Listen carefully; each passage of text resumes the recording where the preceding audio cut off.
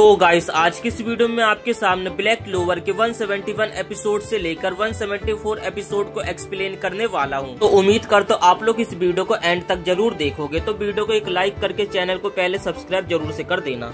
Episode की starting में हमें नास्ट दिखाया जाता है जो कि अपनी ग्रिम बॉल से एक स्पेल पढ़ता है डेविल यूनियन मोड कैनन्स और बोलता है आस्था तुम्हें स्ट्रॉन्ग बनाने का बस एक यही चाह रहा है कि तुम्हें अपने डेविल से पूरी तरीके से जुड़ना होगा और उसकी सारी एंटी मैजिक पावर्स को तुम्हें खुद यूज करना पड़ेगा क्योंकि उसका भी डेविल उसे बस 50% अपनी पावर्स देता है। तभी अचानक से आस्था के पैरों के नीचे एकदम काला अंधेरा से छा जाता है, जिसके बाद उस अंधेरे में से बहुत सारे हाथ बाहर निकलते हैं और वो आस्था और लीवे को पकड़ लेते हैं, लेकिन आस्था उन्हें काटते हुए अपने डेविल फॉर्म में बाहर निकलता है। तभी आस्था को कुछ एहसास होता है और वो कहता है कि लीवे तो अचानक से कहीं गायब हो गया। तभी अचानक से उसे किसी की आवाज आती है और वो अपने कंधे की तरफ देखता है। उसके कंधे पर छोटा होकर लीवे बैठा हुआ था और वो आस्था को कहता है कि जब मैं तुम्हें अपनी पावर्स देता हूँ तो मुझे लगता है कि मैं छोटा हो गया हूँ। फिर नेस कहता है इन दी डेविल बॉन्डिंग कॉन्ट्रैक्ट में ऑर्डर देने वाले के पास होता है, दूसरे शब्दों में इंसान के पास, इसलिए मैं इतनी आसानी से अपनी यूनियन का यूज कर पाता हूँ। और अभी करंट सिचुएशन में तुम्हारे पास तुम्हारे डेविल की पूरी पावर्स नहीं है, इसलिए तुम बस अपने डेविल की 50% पावर्स ही यूज कर पाते हो। तभी आस्था लीवे से पूछता है कि मैं तुम्हारी सारी पावर्स का कैसे यूज कर सकता हूँ, जिसके बाद लीवे बोलता है कि इस बारे में मुझे भी कुछ नहीं पता और मैं तुम्हारी बॉडी पे कंट्रोल करके लड़ने का प्लान बना रहा था और मैंने कभी भी बाहर आके लड़ाई नहीं करी, इसलिए तुम जैसे लड़के ने मुझे हरा दिया था। और उनकी बात सुन के नेस्ट कहता है कि मुझे लगता है कि तुम्हें ये बात लड़ते ही लड़ते समझना होगा। और फिर वो अपना एक मैजिक कास्ट करता है और उन्हें बोलता है डेविल यूनियन का यूज करके मैं अपने हर डेविल का यूज करके उन्हें अलग कैरेक्टर में कन्वर्ट कर सकते हो, जैसे कि शैडो। और जिसके बाद उनकी आंखों के सामने बहुत सारे शैडो सोल्जर्स बाहर निकलते और ये देखकर आस्था एकदम हैरान हो जाता है। तभी आस्था के पीछे से एक शैडो बाहर निकलता और आस्था के ऊपर अटैक कर देता है। आस्था अपनी स्वॉर्ड से उसके अटैक को डॉज करता है, लेकिन उसके पीछे वाले जो शैडो होते हैं उसके ऊपर दोबारा से अटैक कर देते हैं। आस्था उनके अटैक से भी बचता है, तभी ऊपर से उसके ऊपर और शैडो हमला कर देते हैं और आस्था उनके अटैक को भी डिफेंस करता है, जिसके बाद नेस्ट कहता है अगर तुम मुझे आज नहीं हरा पाओगे तो ये शैडो जब तक गायब नहीं होंगे ये बढ़ते जाएंगे। आस्था अपने मन में सोचता है तो उसे याद आता है कि उसका 4 डेविल्स के साथ कॉन्ट्रैक्ट है, तो इसका मतलब वो इतनी बार मौत का सामना कर चुका है। और उसे बताते हुए कहता है कि तुमने डेविल्स के साथ सिमिलर कंडीशन में कॉन्ट्रैक्ट बनाया है, क्योंकि डेविल तुम्हारे कोई गुलाम नहीं है, इसलिए उसकी 100% का यूज करना तुम्हारे बस की बाहर है। लेकिन यही रास्ता तुमने खुद चुना है, तो इस रास्ते का इस्तेमाल करके मुझे हराओ आज तुम आस्था। आस्था कहता है कि आज मैं अपने लिमिट को सरपास करके तुम्हें हराऊंगा। तभी आस्था के साइड से 2 और शैडो आ जाते हैं, जिसके ऊपर आस्था डीमन स्लेयर से हमला करता है और कहता है कि तुम्हारा नाम है डीमन स्लेयर कटाना, तो चलो कैप्टन यामी को बचाने चलते हैं और हम अपनी लिमिट को सरपास करते हैं। और आस्था का जोश देखकर नेस कहता है कि मुझे इस शब्द से सख्त नफरत है।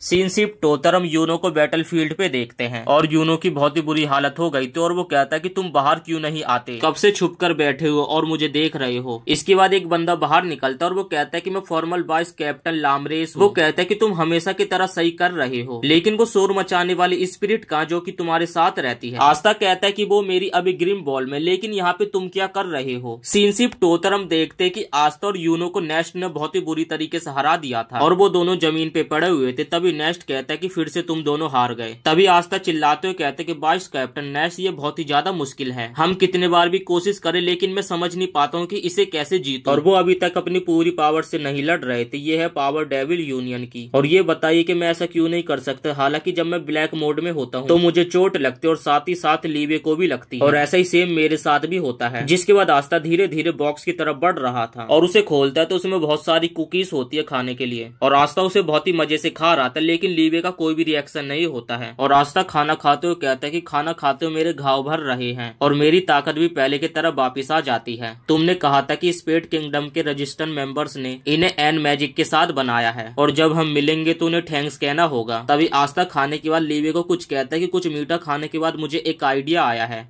जिसके बाद लीवे अपने मन में सोचते कि जब आस्था ऐसा करता है और about the 10% of time his idea is sure genius, इसका मतलब कि 10% टाइम वो स्मार्ट रहता है। और फिर हम देखते कि आस्था लीवे को अपने कंधे के ऊपर उठा लेता है और जोर से चिल्लाते हुए कहते कि कंबाइन हो। और फिर लीवे सोचता है कि 90% तो ये एकदम बेवकूफ है। तब लीवे कहता है कि तुम 90% एकदम बेवकूफ हो, जिसके बाद आस्था कहता है कि मैं इधर उधर नहीं घूम रहा हूँ और इस तरीके से साथ में लड़ने से हमारा दिल और शरीर एक दूसरे से जुड़ जाएगा। और फिर लीवे कहता है अगर ऐसा होता तो पहले हम मुश्किल में नहीं पड़ते, और फिर वो दोनों वहाँ पर लड़ने लग जाते हैं। और नेस्ट उन्हीं की तरफ देख रहा था, जिसके बाद उसे अपना एक फ्लैशबैक याद आता है और उन दोनों के पास आकर कहता है कि अब बाकी लोगों से मिलने का टाइम है, और वैसे भी अब 2 दिन पूरे बीत चुके हैं। आस्था कहता है कि क्या कहा, अभी तक मैं तैयार भी नहीं हूँ और पूरे 2 दिन बीत चुके हैं। और फिर नेस्ट कहता है कि अब मेरे पास कोई दूसरा चारा नहीं है, और अपना स्पेल पढ़ने लगता है और उन दोनों से कहता है कि अगर तुम ये नहीं कर सकते तो दोनों यहीं पे मर जाना। और तभी आस्था का यहाँ पे दिमाग खराब हो जाता और नेस्ट अपना स्पेल पढ़ता है, माना zone dark prism hunting ground, और आस्था भी एकदम शॉक्ड हो जाता है। तभी उसके चेहरे पर एक जोरदार पंच लगता है और वो दूर जाकर गिरता है। तभी आस्था खुद को संभालते हुए कहता है आखिर ये चीज है क्या, और मैं यहाँ पर उसे महसूस नहीं कर पा रहा हूँ, तो आखिर मैं उसके ऊपर अटैक कैसे करूँ और मैं उसके अटैक से भी कैसे बचूंगा। नेस्ट कहता है कि तुम्हारे पास पोटेंशियल था, लेकिन फिर भी कितनी शर्म की बात है। और फिर वो आस्था के ऊपर बहुत सारे लगातार अटैक करने लग जाता है, जिसके बाद आस्था सोचता है डेथ डार्कनेस मेरे पास आ रही है और मैं कुछ भी महसूस नहीं कर पा रहा हूँ। जिसके बाद आस्था खुद को हिम्मत देते हुए कहता है कि मैं इतने जल्दी यहाँ पे नहीं मर सकता हूँ। और फिर हम नेस्ट को देखते हैं, जो कि आस्था की इस ऑरा को देखकर एकदम हैरान हो जाता है। तभी हमें डार्कनेस दिखाई जाती है और उसके अंदर से एक आंख बाहर निकलती है, और इसके बाद हमें एक महल का सीन दिखाया जाता है और हम वहाँ पे जीनॉन को देखते हैं, और वो कहता है कि मुझे लगता है कि मेरा भाई एकदम ठीक हो जाएगा। और हम वहाँ पे मॉरिस को भी देखते, जो कि कहता है कि मैं डायमंड किंगडम में सभी सोर्स री स्टडी का इंचार्ज था और मैं उसे ठीक कर दूंगा और पहले से भी वो स्ट्रॉन्ग और ताकतवर हो जाएगा। और हम उसके कैप्सूल में जो ग्रेटिव को देखते हैं और वो कहता है कि मैं इंतजार नहीं कर सकता, मैं फिर से उस बॉय से लड़ना चाहता हूँ। और फिर हम देखते हैं कि उस कैप्सूल में आइस भर जाती है और मॉरिस कहता है कि सब कुछ एकदम ठीक ठाक चल रहा है। और फिर लोटस कहता है कि हाँ सच में ये बहुत ही बुरा है। और इसके बाद हम उसका एक बैड एस लुक देखते हैं। अब हम 2 बंदों को देखते जो कि कहते अब इनमें से आप एक को कैप्टन यामी या गोल्डन डॉन के कैप्टन को समझ सकते हो। और इसके बाद सीन शिफ्ट होता और हम आस्था को देखते हैं, जिसके पास से बहुत ही डार्क पावर से निकल रही थी, और आस्था अपने शॉर्ट से नेस्ट की तरफ एक स्लैश मारता है। और फिर हम नेस्ट को देखते हैं, जिसके पास से आस्था के द्वारा किया गया स्लैश गुजरा था और उसका मैजिक साइड से गायब हो जाता, और वो कहता है कि उसने जानबूझ के मुझे नहीं मारा था और मेरे हाथ से यूनियन टूट गया है, और जबकि उसने मुझे छुआ भी नहीं था,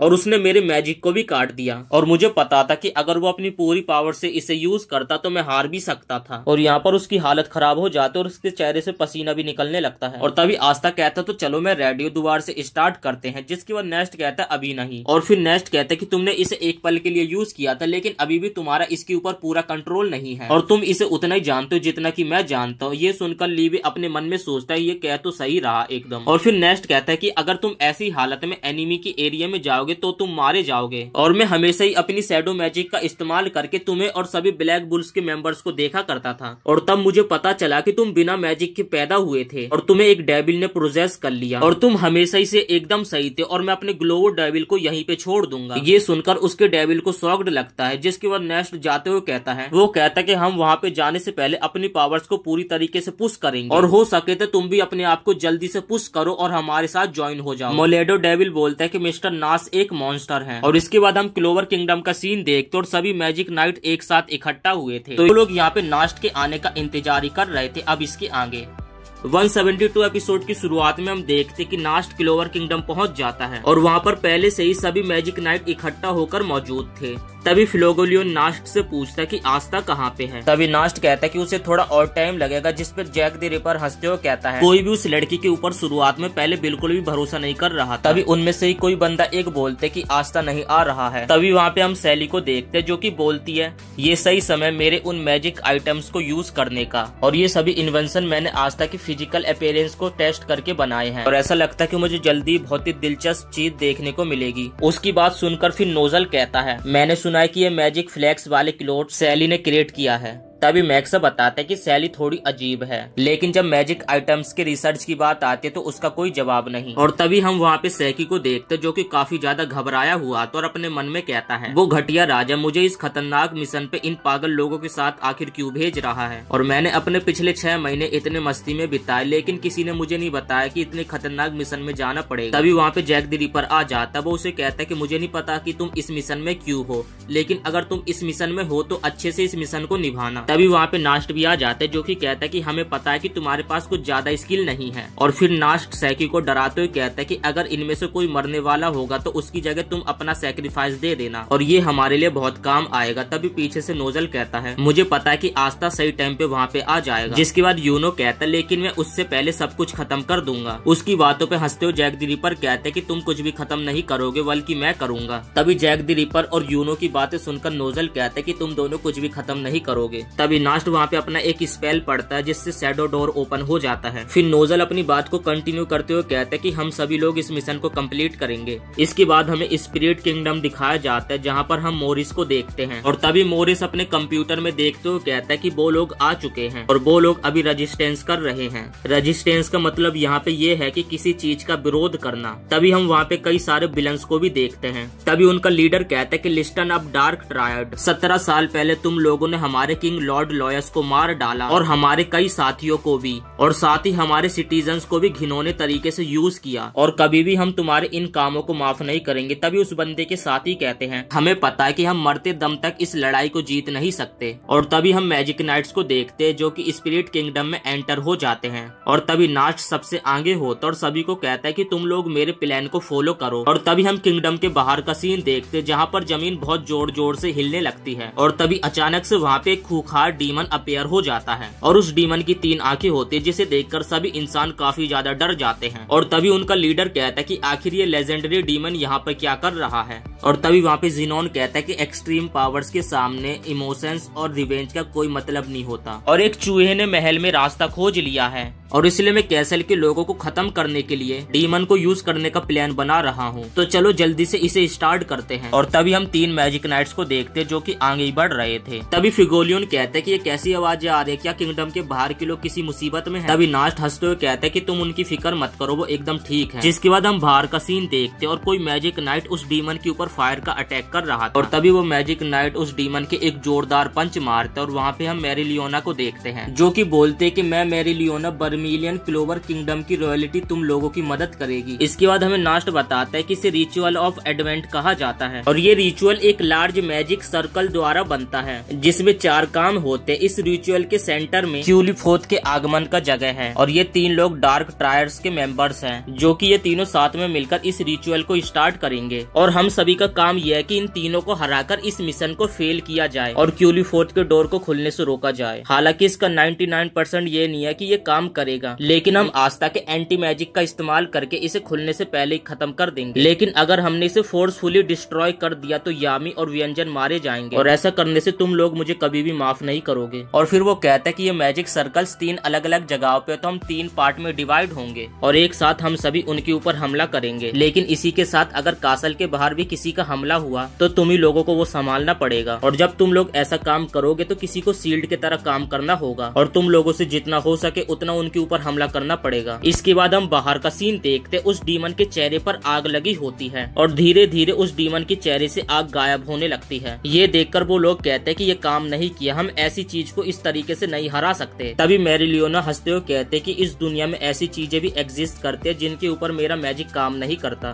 पर मैं नहीं जानती कि तुम कौन हो, लेकिन ये बहुत ही मजेदार है। तभी मैरिलियोना इस्तेमाल करते flame magic hello fair incarnate और उसके चारों तरफ आग इकट्ठा हो जाती है और वो अपनी बात को कंटिन्यू करते हुए कहते हैं कि मैं एक लेजेंड को हराऊंगी। और ये देखकर उनका लीडर कहता है कि कितना अमेजिंग मैजिक है और ऐसा लग रहा है कि उसकी पूरी बॉडी माना बन गई हो। तभी वो डीमन अपने हाथों से अटैक करता है जिसपे मैरिलियोना उसे डॉज करते हुए उसके हाथों के ऊपर चढ़ जाते और उसके फेस के पास जाकर उसके मुंह पे एक जोरदार पंच मारती है। लेकिन इस अटैक का उस मॉन्स्टर के ऊपर कोई भी असर नहीं होता और वो मैरिलियोना को पकड़ने ही वाला होता है और तभी उसकी बॉडी से ब्लू फायर निकलने लगता है और फिर वो कहती है माना जोन फुल रिलीज और फिर वो अपने माना जोन से उस डीमन को जलाने लगती है और उसे कहते कि फिर से हमेशा के लिए सो जाओ। और इसके बाद सीन शिफ्ट होकर हम देखते कि वो सभी मैजिक नाइट्स उन 3 लोकेशन पे पहुंच जाते जहां पर उन्हें उनसे फाइट करनी थी और जीनन भी पीछे मुड़कर कहता है कि आखिर फंस गए चिड़िया जाल में, लेकिन अभी तक तुम लोग जिंदा कैसे हो। इस पर यूनो कहता है कि कैप्टन व्यंजन के मैजिक के वजह से और तभी यूनो उसके ऊपर विंड मैजिक का इस्तेमाल कर देता है और फिर वो अपने मन में कहते हैं कि मैं ज़ेनान की एबिलिटीज को जानता हूँ। वो बोन्ड मैजिक का यूज एक टोटल डिफेंस के तौर पे यूज करता है और तभी जीनोन ऐसा ही करता है, वो बॉन्ड मैजिक से यूनो के ऊपर अटैक करता है और खुद को भी अंदर प्रोटेक्ट कर लेता है। और फिर वो यूनो के ऊपर हंसते हुए कहता है कि अगर तुम चुपचाप अभी घर पे होते तो कुछ दिनों तक और जिंदा रह पाते। और फिर वो अपनी डेविल फॉर्म को एक्टिवेट कर लेता है। तभी हम वहाँ पे लैंग्रिस को देखते जो कि कहता है कि तुमने मेरी अब्सेंस में बहुत ही ज्यादा तबाही मचाई है और मैं ऐसा पर्सन नहीं हूँ जो कि चुपचाप बैठा रहे। तभी वो जीनोन के ऊपर अपने मैजिक से हमला कर देता है, लेकिन जो जीनोन होता है उसके सभी अटैक को रोक लेता है। और फिर वो कहता है स्पेस मैजिक, जिसके बाद हमें पता चलता है कि डेविल की पावर्स भी स्पेस मैजिक ही होती है। जिसके बाद हमें थोड़ा बहुत स्पेस मैजिक के बारे में बताया जाता है। स्पेस मैजिक का यूज करके जीनोन उस जगह के सभी माना जोन को खुद ही कंट्रोल कर सकता है और साथ ही उनके अटैक को ब्लॉक भी कर सकता है। तभी जीनोन अपनी बात को कंटिन्यू करते हुए कहता है कि अगर मैं यहाँ पे मौजूद नहीं होता तो तुम ही लास्ट स्पेस मैजिशियन होते। तभी लैंग्रिस अपना एक धमाकेदार अटैक बनाते हुए कहता है कि काफी समय हो गए तुम जैसे से मिले जिसने मुझसे इस तरीके से बात करी हो, और उसके ऊपर स्पेशल मैजिक आर्क डिस्ट्रैक्शन से हमला कर देता है। तभी जीनोन कहता है कि मैं समझता हूँ कि तुम यहाँ पे इसलिए हो क्योंकि उन लोगों को उम्मीद थी कि तुम मेरे स्पेस मैजिक को कैंसिल कर सकते हो, लेकिन स्पेस मैजिक स्पेस माना डोमिनेशन के अंदर अगर कोई मैजिशियन किसी स्पेल के एरिया के अंदर हो तो वो अपने मैजिक को बनाए नहीं रखता है। और तभी हम देखते जो लैंग्रिस ने उसके ऊपर स्पेल यूज किया था वो अचानक से गायब हो जाता है। और तभी जीनोन कहता है कि ऐसे पर्सन के साथ चलना जिसने पहले ही हार मान ली हो बेवकूफी, और तुम्हारा कैप्टन भी एकदम बेवकूफ है क्योंकि वो बेवकूफी वाली डिसीजन लेता है और अब तुम लोग यहाँ से कहीं जा भी नहीं सकते और अब तुम लोग यहाँ पे मरने वाले हो। तभी अचानक से यूनो की स्पिरिट एक्टिव होती है और यूनो के साथ जुड़ जाती है और फिर यूनो भी स्पिरिट ऑफ बोरियस में आ जाता है। ये देखकर जीनोन अपने मन में कहता है कि ये प्रेशर और इस स्पेल का फॉर्म आखिर क्या है, लेकिन फिर भी वो इस एरिया में कोई से भी पावर्स का यूज नहीं कर सकता। तभी यूनो उसे कहते कि मैं वो पर्सन हूँ जो अगला विज़र्ड किंग बनेगा। और जिसके बाद यूनो कहता है कि आज मैं तुम्हें यहाँ पे हराने वाला हूँ। जिसके बाद जीनोन कहता है कि आखिर यहाँ पे ये हो क्या रहा है, स्पेस स्पिरिट की माना मेरे कंट्रोल से बाहर जा रही है, क्या इस लड़के ने उसे अपने कंट्रोल में कर लिया। तभी यूनो उसके पास आता और उसके बॉन्ड मैजिक पे अपने स्पेल से हमला कर देता और उसे कहता है कि क्या कहा था तुमने कि हमें मार डालोगे, और उसके बॉन्ड मैजिक को तोड़ते हुए उसकी चेस्ट में एक होल कर देता है और जिससे जीनोन का सिस्टम एकदम हैंग हो जाता है। और यूनो अपनी बात को कंटिन्यू करते हुए कहता है कि तुम गलत लोगों से पंगा ले रहे हो। और इसी के साथ ये एपिसोड यहीं पे समाप्त हो जाता है। वीडियो पसंद आई तो वीडियो को एक लाइक करके चैनल को सब्सक्राइब जरूर से कर देना 173 एपिसोड देखने के लिए। तो गाइस अब तक हमने देखा मैजिक नाइट्स मिलकर स्पेड किंगडम पे हमला कर देते हैं और कैप्टन मेरोलोना अकेली एंशिएंट डीमन से फाइट कर रही होती है और उसे हरा देती है। तब यहाँ बाकी मैजिक नाइट्स भी डार्क ट्रायल्स पे भारी पड़ रहे होते हैं और रिचुअल्स को रोकने की पूरी कोशिश कर रहे होते हैं। अब देखते इसके आगे। एपिसोड की स्टार्टिंग में हमें यूनो को दिखाया जाता है जो कि कहता है कि तुम ही हो जो आज मरने वाले हो और तुम इस बात का रिग्रेट करोगे कि आखिर तुमने गोल्डन डॉन से पंगा ही क्यों लिया। इसके बाद हम जीनोन को देखते जिसकी चेस्ट में एक बहुत बड़ा होल हो गया होता है और उसके मुंह से खून निकलने लग जाता है। ये देखकर लैंग्रिस कहता है ये काम कर रहा है और हम आज इस पर्सन को हराएंगे और क्यूलीफात को रोकेंगे और कैप्टन व्यंजन को बचाएंगे। और दूसरी तरफ महल के बाहर ब्लैक ट्री मैजिक पूरे के पूरे किंगडम को घेरने लग जाता है। इसके बाद सीन बदलता है और हम बेनिका को देखते हैं। मैंने सुना था कि यहाँ पे कुछ घुसपैठिए घुस गए हैं, लेकिन तुम में से कोई नोबल नहीं है, तो चलो बिना किसी देरी के स्टार्ट करते हैं और चलो आगे बढ़ो और दिखाओ कि तुम लोग कितने ज्यादा ताकतवर हो। और अगर तुम इन 8 चमकते हो जनरल्स को नहीं हरा सकते तो तुमसे बात करना बेकार है। इसके बाद वो 2 जनरल्स को उनके ऊपर हमला करने के लिए भेजती है। जिसके बाद साइलेंट उनके ऊपर क्रॉप्स हंटिंग बायर ट्रीज क्रिएशन मैजिक का इस्तेमाल करती है, लेकिन वो दोनों अपने मैजिक को कंबाइन करके वहाँ पे आग का समुंदर बना देते हैं। और बेनिका उन्हें देखते हुए कहती है कि हालांकि मॉरिस की मॉडिफिकेशन और मेरी कर्ज की पावर्स के वजह से ये लोग काफी ज्यादा स्ट्रॉन्ग हैं। दूसरी तरह हम साइलेंट को देखते जो कि ये देखकर एकदम हैरान हो जाती है। तभी पीछे से एक बंदा बोलता है कि पिक्चर तो अभी बाकी है और वो बंदा अपना स्पेल इस्तेमाल करता है picture magic ground soul of सू टैलन और उन दोनों के अटैक को वहीं पे खत्म कर देता है। ये देखकर बेनिका एकदम शॉक्ड हो जाती है और कहती है कि पिक्चर मैजिक में हर तरीके की एबिलिटी होती है, ये बहुत ही इंटरेस्टिंग है, लेकिन काश में उस एंटी मैजिक स्वॉर्ड वाले लड़के से लड़ पाती। और दूसरी तरफ सार्लेट अपने मन में सोचती है कि हाफ ईयर तक जब मैं अपने कैप्टन की ड्यूटी करती थी तो मैंने हार्ड किंगडम की रूल अरेंज की स्टडी करी थी और मुझ पर एक पावरफुल कर्ज डाला गया, लेकिन मैंने उसे अपने कंट्रोल में ले लिया और अपने ऑब्जेक्टिव के लिए यूज करा। और कर्ज एक पावरफुल बैरियर था जिसने मेरे मैजिक को रोक कर रखा। और रूना रेस में मास्टरी करने के बाद मैंने कर्ज बियर को यूज करने का एक सही तरीका सीखा। और डोरोथी ने मुझसे कहा इस दुनिया में कर्ज मैजिक मैजिकुला के द्वारा बना था और मैजिकुला सभी कर्ज का फादर है, इसी वजह से आज मैं इतनी ज्यादा स्ट्रॉन्ग बन गई हूँ। तभी सालिड अपना एक और स्पेल इस्तेमाल करते जिससे वहाँ पे ब्लू रोज पैराडाइज से वो पूरी जगह भर जाती है। और फिर रिल कहता उसने मेरे स्पेल में माना मेथड का इस्तेमाल किया और माना सॉइल्ड और वाटर ने उसे अच्छे तरीके से ग्रो होने में मदद करी। और उसकी पावर देखकर वेनिका कहती एनिमी का कर्ज जितना ज्यादा स्ट्रॉन्ग होता है उतना ही वो कर्ज को ज्यादा एब्जॉर्ब कर पाते हैं और जितना ज्यादा फ्लावर्स ब्यूटीफुल तरीके से खिलते उनके ऊपर उतना कर्ज का असर कम होता है। और फिर अपने आंखों के ऊपर लगी पट्टी को हटाती और कहती है इन ह्यूमंस ने अपने ऊपर लगे हुए कर्ज को मॉडिफाई कर लिया। और ये देखकर वेनिका एकदम हैरान हो जाती है। जिसके बाद सार्लेट बोलती है this is my current blue rose, everything up till now has now raised my magic. और इतना कहकर सार्लेट उनके ऊपर हमला कर देती है जिससे उन दोनों की हालत एकदम खराब हो जाती है। और अपनी बात को कंटिन्यू करते हुए सार्लेट कहती है ये मेरे प्रेजेंट ब्लू रोज हैं और ये 2 बिलायर मैजिक है जिसमें कि मैं रेड और ब्लू रोज को इस्तेमाल कर सकती हूँ और क्वीन ऑफ बिरायर्स में ट्रांसफॉर्म हो जाती है। और फिर वो अपने मन में कहती कि मैं तुम्हें बचाऊंगी और तुम्हें दिखाऊंगी कि मैं कितनी ज्यादा स्ट्रॉन्ग हो गई हूँ यामी। और दूसरी तरफ हम वेनिका को देखते जिसकी आधी बॉडी डेविल में ट्रांसफॉर्म हो जाती है और फिर जोर जोर से हंसते हुए कहते कि मुझे अब तक का सबसे इंटरेस्टिंग अपोनेंट मिल गया है। और फिर सार्लेट के ऊपर अटैक करने के लिए आगे बढ़ने लगते। सार्लेट कहती कि मैं तुमसे नहीं लड़ने वाली। तभी वेनिका उसकी बात सुनकर कहती कि क्या यहाँ पे कोई नौटंकी चल रही है।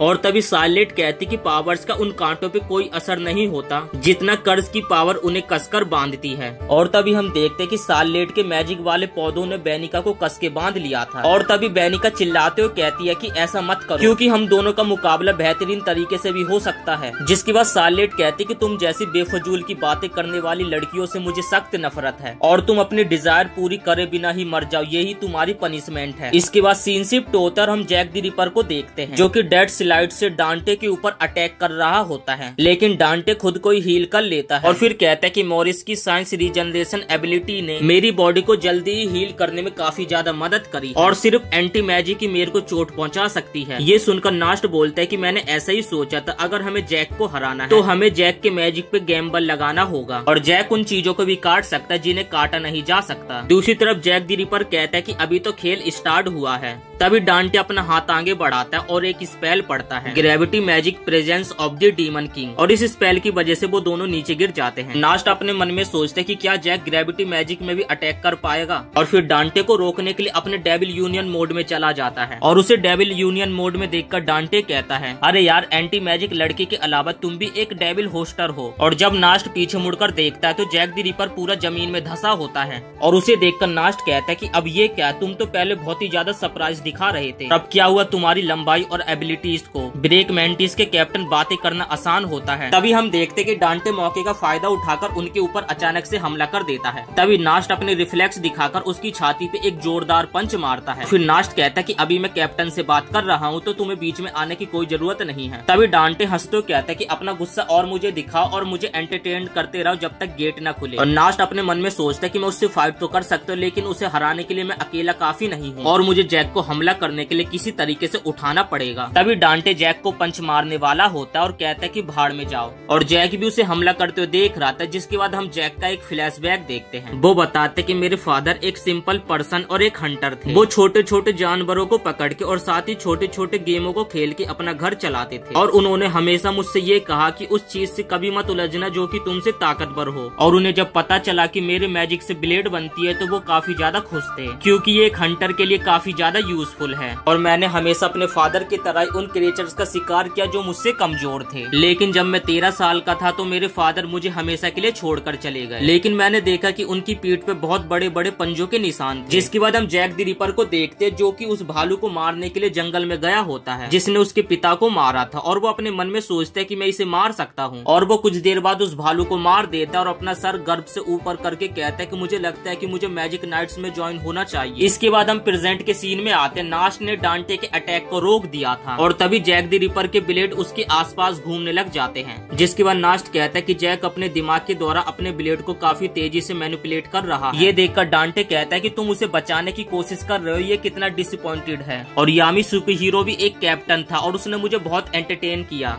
इसके बाद हम जैक द रिपर को देखते हैं उसकी नई फॉर्म के साथ, और तभी नास्ट कहता है उसने ग्रेविटी को काट दिया, और जैक उसके ऊपर अटैक करते हुए कहता है चलो इसका टेस्ट तुम्हारी बॉडी के ऊपर करते हैं, और कुछ ही सेकंड में उसके ऊपर बहुत सारे स्लैश मार देता है। तभी डांटे कहता है तुम कितने भी मुझ पर अटैक करो, लेकिन एक छोटा मोटा कीड़ा मुझे कभी भी नहीं हरा सकता। तभी डांटे के सामने एक बहुत बड़ा इंसेक्ट खड़ा हो जाता है जो कि जैक द रिपर ही होता है, और जैक अपनी बात को कंटिन्यू करते हुए कहता है कि किसी इंसेक्ट से कभी भी उलझने की भूल मत करना, क्योंकि वो उनके सामने आने वाली हर चीज को काट देते हैं। और तभी हम डांटे को देखते हैं जिसका पूरा सिस्टम हैंग हो गया होता है। सीन शिफ्ट होता है और हम मेरिलियोना को देखते जिसने अकेले ही उस मॉन्स्टर को हरा दिया था। जिसके बाद हम जीनोन को देखते उसे भी हरा दिया होता है, और फिर हम मैजिकियोला को देखते उसकी अभी भी लड़ाई कंटिन्यू चल रही थी, और ये सब नेच अपने डेविल फॉर्म में देख रहा था, और वो कहते कि अभी भी अंडरवर्ल्ड का डोर ओपन होने में काफी ज्यादा समय है, और हमारे किंगडम के सबसे ज्यादा स्ट्रॉन्गेस्ट मैजिक नाइट्स मेरी एक्सपेक्टेशन से काफी ज्यादा स्ट्रॉन्ग है। इसके बाद हम जैक द रिपर को देखते जो कि बार बार डेंटे को स्लैश कर रहा था। डेंटे हंसते हुए कहता है कि मुझे और ज्यादा एंटरटेन करो। जिसके बाद जैक द रिपर कहता है कि तुम चुप करो, अभी तुम मरने वाले हो।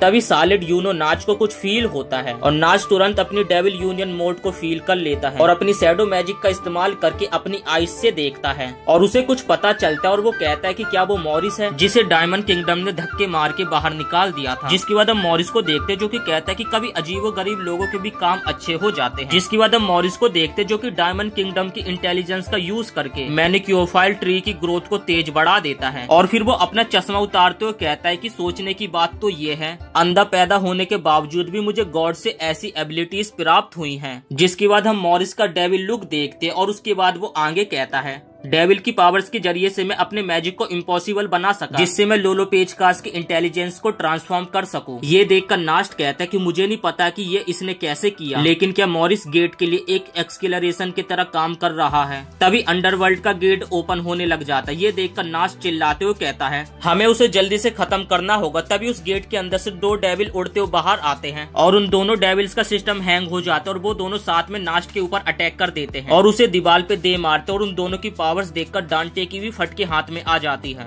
और पीछे धूल ही धूल हो जाती, जिसके अंदर से पीछे से नेच बाहर निकलता है, और वो भी अभी अपने डेविल मोड में होता है, और कहता है कि ये दोनों हाई रैंक के डेविल्स हैं। और फिर हम उन दोनों डेविल्स का चेहरा देखते हैं, और इसी के साथ ये एपिसोड यहीं पे समाप्त हो जाता है। वीडियो पसंद आई तो वीडियो को एक लाइक करके चैनल को भी सब्सक्राइब जरूर से कर देना 174 एपिसोड देखने के लिए। तो गाइस हमने लास्ट एपिसोड में देखा था कि अंडरवर्ल्ड के गेट से 2 सुप्रीम डेविल बाहर निकल जाते हैं, जो कि वाइस कैप्टन नेस और कैप्टन जैक के ऊपर हमला कर देते हैं। लेकिन वाइस कैप्टन नेस उनके हमले से बच जाते हैं, लेकिन जो कैप्टन जैक होते हैं उनकी बहुत ही बुरी हालत हो जाती है। तब यहाँ पे वाइस कैप्टन नेस का भी जो डेविल होता है वो काफी ज्यादा घबराने लगता है, और फिर वो अपने मन में ये सोचने लगते हैं इनके सामने जो 2 डेविल खड़े हुए हैं वो बहुत ही ज्यादा खतरनाक है, और उनकी पावर्स डार्क ट्रायल से भी बहुत ही ज्यादा है। तब हमें पता चलता है कि उन डेविल्स का नाम लिलिथ और डामा होता है, जो कि फ्यूचुअल की मदद से एटमॉस्फेयर के अंदर से मैजिक को खींच रहे होते हैं, और बाहर सभी लोगों के ऊपर बहुत सारे डेविल्स हमला कर देते हैं। तभी एंशिएंट डीमन भी उठ खड़ा होता है, और उसे देखकर कैप्टन मेरिलियोना भी काफी ज्यादा खुश हो जाती है, क्योंकि उनको उस डेविल के साथ लड़ने का दोबारा से मौका मिल जाता है। और यहाँ पे हम दूसरी तरफ देखते हैं यूनो को, जो कि जेनॉन की 70% पावर्स के ऊपर भी भारी पड़ रहा होता है, और अंडरवर्ल्ड के गेट की खुलने की वजह से डार्क ट्रायल्स और डेविल्स के बीच में जो कॉन्ट्रैक्ट होता है वो भी पूरी तरीके से ओपन हो जाता है, जिससे डार्क ट्रायल डेविल्स की 100% पावर्स पे पूरी तरीके से पहुंच जाते हैं, जिसके कारण वो सभी अपने न्यू फॉर्म में अपडेट हो जाते हैं। जिसके बाद डार्क ट्रायल्स दोबारा से मैजिक नाइट्स के साथ लड़ने के लिए तैयार हो जाते हैं, और यूनो को यहाँ पे एहसास हो जाता है कि अब जेनॉन और भी ज्यादा खतरनाक हो चुका है। और यहाँ पर वाइस कैप्टन नेस को भी ये एहसास हो जाता है कि अगर उन्होंने जल्द से जल्द कुछ नहीं करा तो मॉरिस को रोकना भी बहुत ही ज्यादा मुश्किल हो जाएगा। और इस टाइम वो हाई लेवल डीमंस को भी अकेले नहीं छोड़ सकते हैं, क्योंकि किसी को भी नहीं पता कि आखिर ये दोनों आगे क्या क्या कर सकते हैं, और अगर इन लोगों को ये लड़ाई जीतनी है तो उन लोगों के पास बस एक ही हथियार है, और वही हथियार इन्हें ये लड़ाई जिता सकता है, और वो कोई और नहीं बल्कि हमारा हीरो आस्था है, और उसकी एंटी मैजिक पावर से ही ये डेविल्स हार सकते हैं। जिसके बाद डांटे यूनो को चिंता करने से मना करने लगता है, क्योंकि उसके पास तो यहाँ से दूसरी जगह जाने का कोई और रास्ता तो है ही। तभी हम देखते कि वहाँ पे एक एंशिएंट डीमन प्रकट हो जाता है, जो कि क्लोवर किंगडम के ऊपर हमला कर देता है। तभी हम कैप्टन मेरिलियोना को देखते, जो कि उसके सामने जो डीमन मौजूद था, जो कि वो आसपास के मैजिक को अब्सॉर्ब करके और भी ज्यादा स्ट्रॉन्ग होने लगता है। और दूसरी तरफ यहाँ क्लोवर किंगडम के ऊपर भी डीमन का खतरा मंडरा रहा होता है। तब विजर्ड किंग भी यहाँ पे डिसाइड करते कि वो भी अपनी पूरी पावर से उस डीमन के साथ लड़ाई करेंगे, जिसके लिए वो डेमनाकियों से उसका मैजिक उधार मांगते हैं। और दूसरी तरह हम देखते हैं कि यहाँ पर सभी लोग डीमंस के आतंक से बहुत ही ज्यादा डरे हुए होते हैं और क्लोवर किंगडम के सभी मैजिक नाइट्स साथ में मिलकर उस डीमन को पूरी तरीके से रोकने की कोशिश कर रहे थे और लोगों को बचाकर रॉयल कैपिटल से दूर ले जाने लगते हैं। लेकिन इसका भी कोई फायदा नहीं हो रहा होता। तभी वो डीमन रॉयल कैपिटल के ऊपर हमला कर देता है और मिमोसा और उसकी कजन साथ में मिलकर उस अटैक को रोकने की कोशिश कर रहे थे, लेकिन उनकी ताकत भी यहाँ पे कुछ काम नहीं आ रही थी। तभी वहाँ पे एक और बंदा आ जाता है और उसे समझ आ जाता है कि वो भी उस डीमन की कुछ ही पावर्स को रोक पाएगा। तभी हम देखते हैं कि विज़र्ड किंग को बीच में आना होता है, जो कि एक ही झटके में उस डीमन के अटैक को रोक देते हैं, जिसके बाद जिम्नाटी और विज़र्ड किंग दोनों साथ में मिलकर उस डीमन के ऊपर हमला करने लग जाते हैं और तभी विज़र्ड किंग का टाइम खत्म हो जाता है और वो दोबारा से बच्चे बन जाते हैं। और तभी हम देखते हैं कि वहाँ पे हमारे हीरो आस्था की एंट्री हो जाती है, जो कि अपने डेविल यूनियन मोड को एक्टिव करके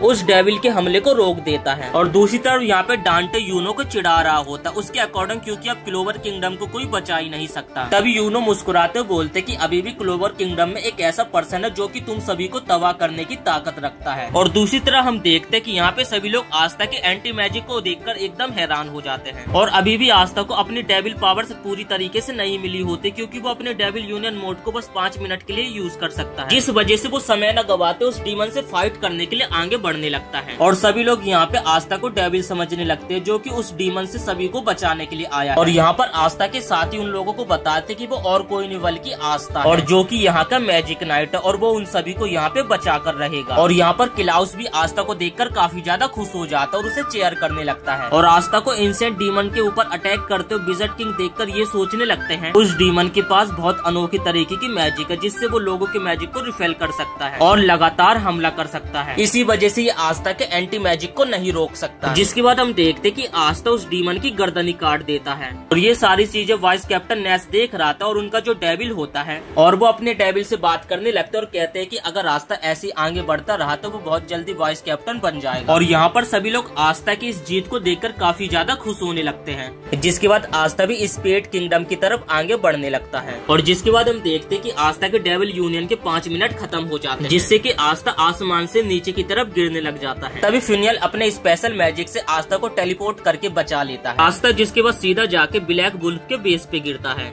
जिसके बाद वेनिसा कहती है तो तुम अकेले स्पिरिट किंगडम जा रहे हो, ये सच में तुम्हारी आस्था बहुत ही गलत बात है। और ये बात सुन के आस्था काफी ज्यादा एक्साइटेड हो जाता है। और जिसके बाद हम दूसरी तरफ देखते कि डीमंस ने स्पिरिट किंगडम के ऊपर हमला कर दिया होता है और रेजिस्टेंस अपने लोगों को बचाने के लिए उन डीमंस के साथ लड़ रहे होते हैं। तब राइल्स और उसकी टीम रेजिस्टेंस का साथ देने के लिए आ जाते हैं और फिर हम देखते कि राइल और सैली के जेली मैजिक के द्वारा वो लोगों को बचाने लगते हैं और बोल्टोल्स के स्पेशल मैजिक से वो उन लोगों को कहीं दूर टेलीपोर्ट कर देते हैं। तब यहाँ पे सैकी सोचता है कि वैसे तो मेरा ये काम है कि जब यहाँ पे कोई भी डीमन हमारे ऊपर हमला करेगा तो मुझे उन्हें ठिकाने लगाना है, लेकिन यहाँ पे सैकी की तो खुद ही फटी हुई। जिसके बाद हम देखते कि डीमंस यहाँ पे रेजिस्टेंस के ऊपर भारी पड़ने लग जाते हैं। जिसके बाद हम देखते कि वहाँ पे कैप्टन वर्मिलियन अपने सेलेमेंडर के साथ आ जाते हैं और उन सभी डीमंस को एक झटके में ही जला देते हैं। लेकिन हम देखते कि यहाँ पे अभी भी उन डीमंस की तादाद काफी ज्यादा होती है, जो कि राल्स और उसके साथी के पास पहुँच जाते हैं, जिससे कि उन दोनों की बहुत ही गंदी तरीके से फट जाती है। लेकिन यहाँ पे रेजिस्टेंस अपनी पूरी ताकत लगा रहे होते हैं और उन डीमंस को हराने की कोशिश करने लगते हैं, लेकिन वो डीमंस तादाद में काफी ज्यादा होते हैं, जिससे वो रेजिस्टेंस के ऊपर भारी पड़ने लगते हैं। तभी हम देखते कि वहाँ पे एक चमकती रोशनी आती है, जो कि एक झटके में उन सभी डीमंस को निपटा देती है। और फिर हम देखते कि यहाँ पे नोवेल और उसकी टीम की एंट्री हो जाती है, जो कि बहुत सारे मैजिक नाइट उसके साथ में आए थे। तो अगर दोस्तों आपको 170 एपिसोड याद होगा तो बहुत सारे मैजिक नाइट्स जो होते हैं वो लोग एल्फ के शहर चले जाते अपनी आगे की ट्रेनिंग करने के लिए, और इसके बाद आगे हमें उसी के बारे में बताया जाता है कि इन लोगों ने वहाँ जाके आगे क्या क्या करा। और तभी हम वहाँ पे एक ड्राइव को देखते जिसे पहले से ही पता होता कि अंडरवर्ल्ड का गेट काफी जल्दी खुलने वाला है, जिस वजह से एल्फ के इस किंगडम को भी काफी ज्यादा खतरा हो सकता है। तो इसलिए वो लोग डिसाइड करते कि वहाँ पर मौजूद सभी लोगों को वो लोग अल्टीमेट मैजिक सिखाएंगे, जो कि उन्हीं की मैजिक का एक एडवांस वर्जन हो। और वो परी ये भी बताती कि वैसे एल्फ के अलावा इस मैजिक को कोई भी यूज नहीं कर सकता, लेकिन यहाँ पे वो जितने भी लोग होते हैं उन्होंने हार्ड किंगडम में ट्रेनिंग करी है, जिस कारण जो उन सभी का मैजिक है वो ट्रू मैजिक में कन्वर्ट हो चुका है, जिस कारण उन सभी के अंदर नेचुरल माना फ्लो करने लगा है। जिसके बाद हम प्रेजेंट में आते जहाँ पे नोएल और उसके सभी साथी उन डीमंस के ऊपर हमला कर देते हैं। और जिसके बाद हम देखते कि हार्ड किंगडम के माना के वजह से जो उन सभी ने अटैक किया था वो सिर्फ डीमन के ऊपर ही असर होता है, जिससे जो सारे ह्यूमंस होते वो बच जाते हैं। और ये देखकर सैली काफी ज्यादा खुश हो जाती है और उन सभी के ऊपर रिसर्च सर्च करने के लिए तड़पने लगते हैं ताकि वो जान सके